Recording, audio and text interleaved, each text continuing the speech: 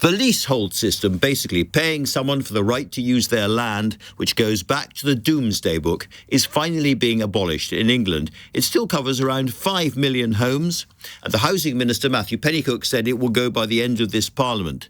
Leasehold means lots of people paying so-called service charges and getting very little back. Let's hear now from Harry Scoffin, founder of Free Leaseholders and the housing campaigner himself. Harry, you are not particularly delighted by this. No, I think it's a lot of smokes and mirrors, I'm afraid, because Labour had some really great commitments in the manifesto, but they're promising what Labour promised in 1995. You're a historian, you'll remember. I remember 1995. Yeah, when I was 1 year old, the late Frank Dobson and also Nick Rainsford, they said all new flats Commonhold. They got lobbied, that government. They didn't do it in 13 years.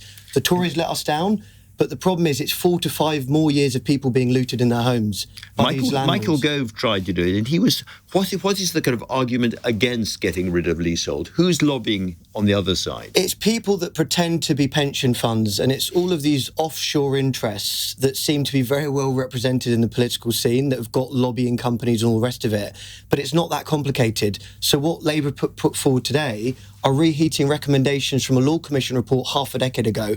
So there is a question mark, and it's only for the new flats. It's not for existing. I think for so many of our supporters, they're anxious. There's going to be a two-tier market that's created because everyone was going to rush to the new shiny Commonhold flats where they've got control, and then these leasehold debt traps will no longer be able to be sold. I think that's the key thing. So they're creating a new problem, basically. They're creating a new problem, and I think that's the thing, that here it is, an end to feudalism, 1995. They promise all this stuff. It's not radical. And I think that's the key thing. Michael Gove ran out of road. He ran out of time. He obviously didn't have the backing of Number 10. In all your time campaigning on this, have you ever come across a householder who gets a good deal from a leasehold? In other words, enough back to be pleased with it? Where they have a share of the freehold and that they are the lord of the manor, that's where it works. But when you're living under the rule of a landlord, an outside landlord, that's where it's problematic. Because all they care about is taking as much money out of the home as possible. So you've been looking at this for an awful long time. There's been a campaign for a long time.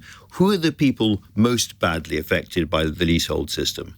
Well, it's a London issue, but it's so much more than that. So we go up and down the country, Blackpool, Bolton, everywhere. Basically, people are affected because we're building flats now more than we ever have before. And we've got a booming population. We've got huge immigration. We're going to have to build up. And we've got a second least proportion of flats of any country in Europe. And presumably if you've got the leasehold, and instead of a 2-storey building, it becomes a 12-storey building, you are absolutely quids in. You can just charge more and more. Is that right? 100%. And there's no capping or control of these charges. And I think that's the key thing, that you've got a landlord who sees a home as an income stream. For the leaseholder, they want these service charges to be fair and transparent and to have control over them.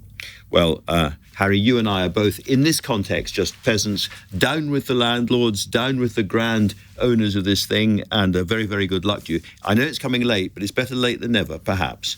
Thank you very much indeed for coming in.